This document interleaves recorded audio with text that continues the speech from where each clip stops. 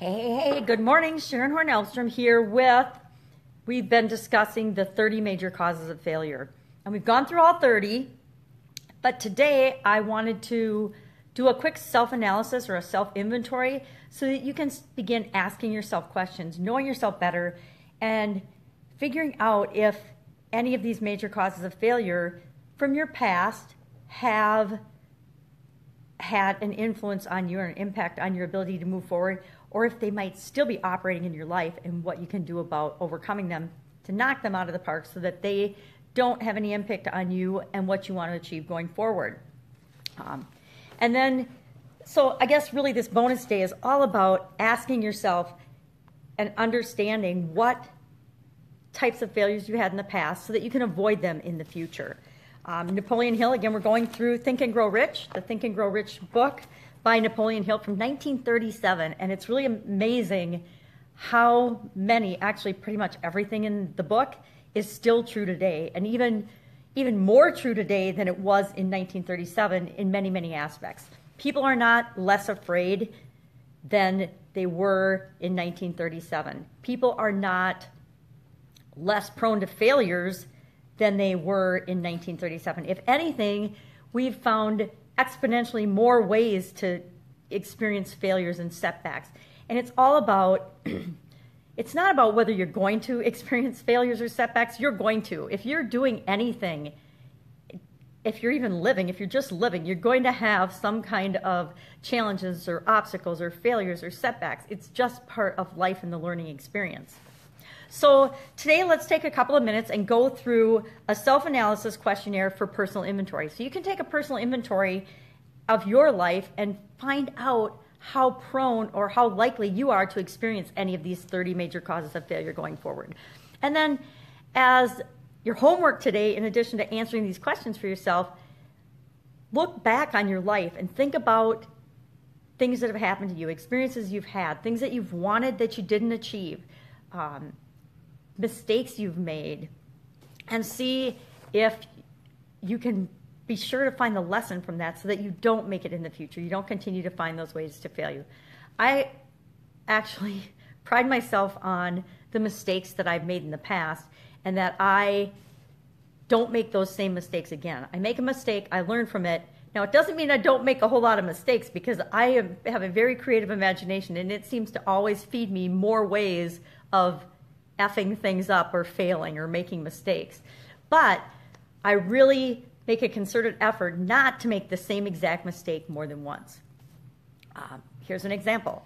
I selected a business partner that was very, very wrong for the situation and the business that I was participating in.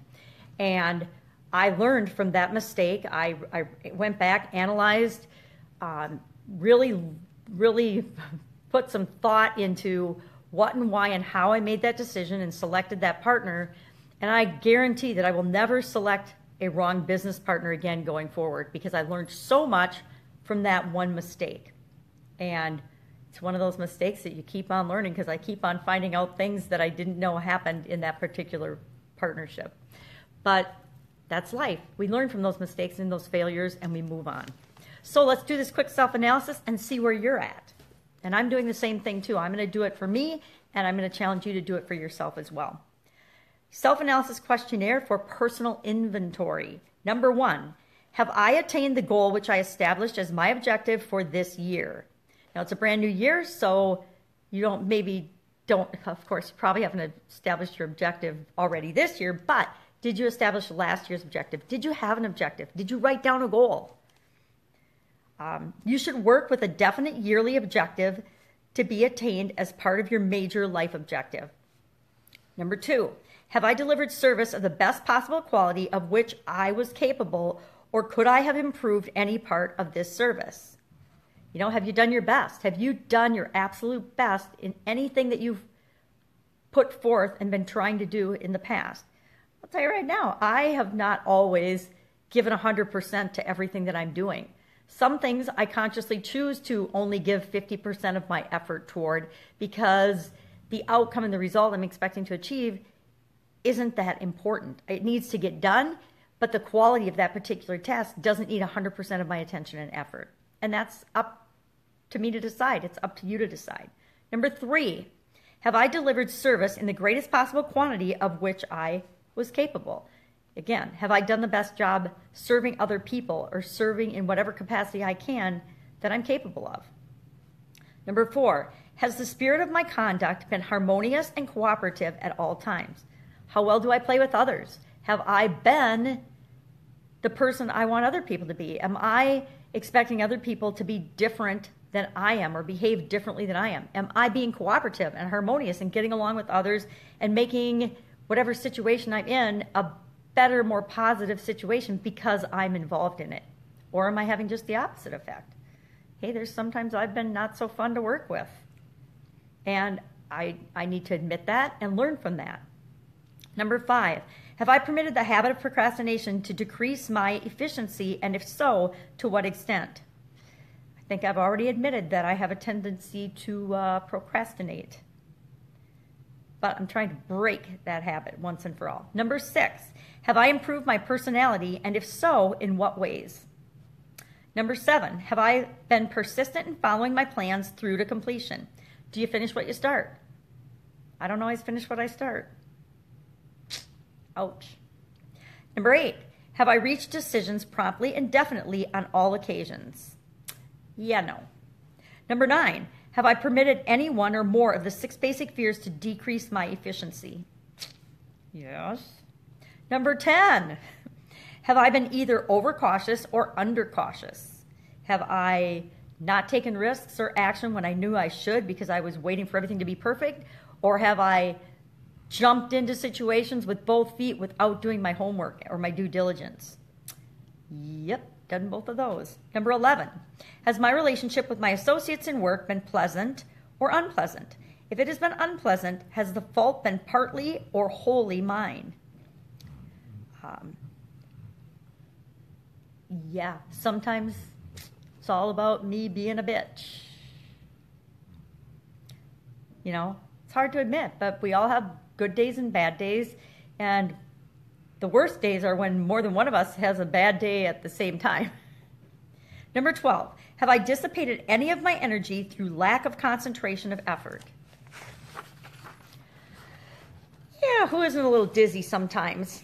Number 13, have I been open-minded and tolerant in connection with all subjects?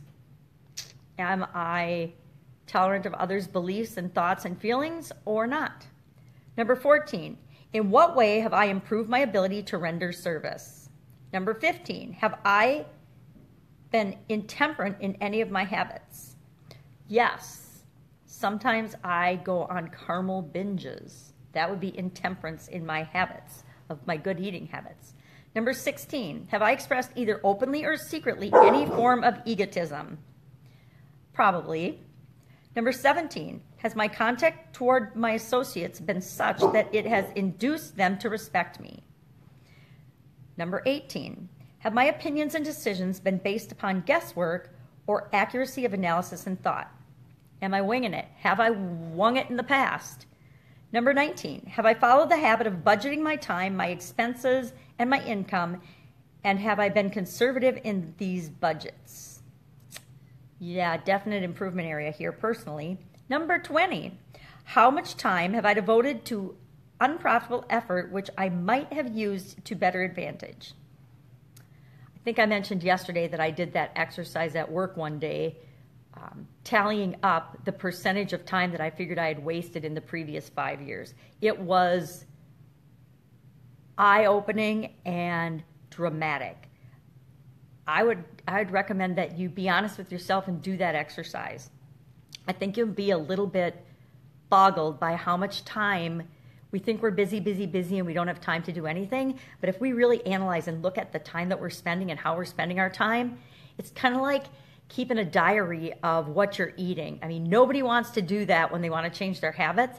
But I tell you what, there's nothing more eye-opening and humbling than actually keeping track of things, writing down everything that you eat and drink for a few days or a week or 2 weeks. You can't then say, oh, I didn't realize I was eating half a pack of Oreos. Oh, I didn't know I had a bag of chips that night before bed. I didn't realize I had 12 beers. Whatever it is for you, it's right there in black and white. It's the data. It's the facts. So now you can look at it and you can say, oh, okay, maybe some of my habits have gotten off whack. The same is true with the use of your time. And it's probably even more valuable because time is the one thing that's truly a limited resource for all of us. Number 21, how may I rebudget my time and change my habits so I will be more efficient during the coming year? Number 22, have I been guilty of any conduct which is not approved by my conscience? Now, this is really interesting because it's not conduct that's judged by anyone else, not by the law, not by your boss, not by your parents, your spouse, anybody, but your conscience. Has your conduct always been appropriate to your conscience? Number 23, in what ways have I rendered more service and better service than I was paid to render? Number 24, have I been unfair to anyone, and if so, in what way? 25, if I have been the purchaser of my own service for the year, would I be satisfied with my purchase? 26, am I in the right vocation, and if not, why not? 27, has the purchaser of my services been satisfied with the service I have rendered, and if not, why not? So if you're an employee, or if I'm an employee, and I am doing my job, has my boss and my employer, the company I work for, been satisfied with my performance? Yes or no? Most people in jobs get performance appraisals at least once a year. How was that working out for you? If you own a business, are your customers satisfied? Are your profits increasing or decreasing? If your profits are going up and your customers are satisfied, you're probably moving in the right direction. If you're not, if your customers are giving you negative feedback, or if you're getting no feedback, because sometimes silence is not the best news, why not? And number 28, what is my present rating on the fundamental principles of success? Make this rating fairly and frankly, and have it checked by someone who is courageous enough to do it accurately and tell you the truth. So those are just 28 quick questions to ask yourself about, just say for the last year. Judge yourself and base yourself on the past year's experiences and this past year's performance. And this is a good time of year to do that and reflect upon what worked really, really well for you last year, what was pretty neutral and just kind of going with the flow, and what areas do you honestly and consciously know that you can do a better job on, and that you're not being true to yourself and what you're capable of in terms of achieving success in whatever area of your life that you want to achieve success in. So that's it for today. Go out and make it an awesome day and be successful. Claim the success that you're entitled to. Bye.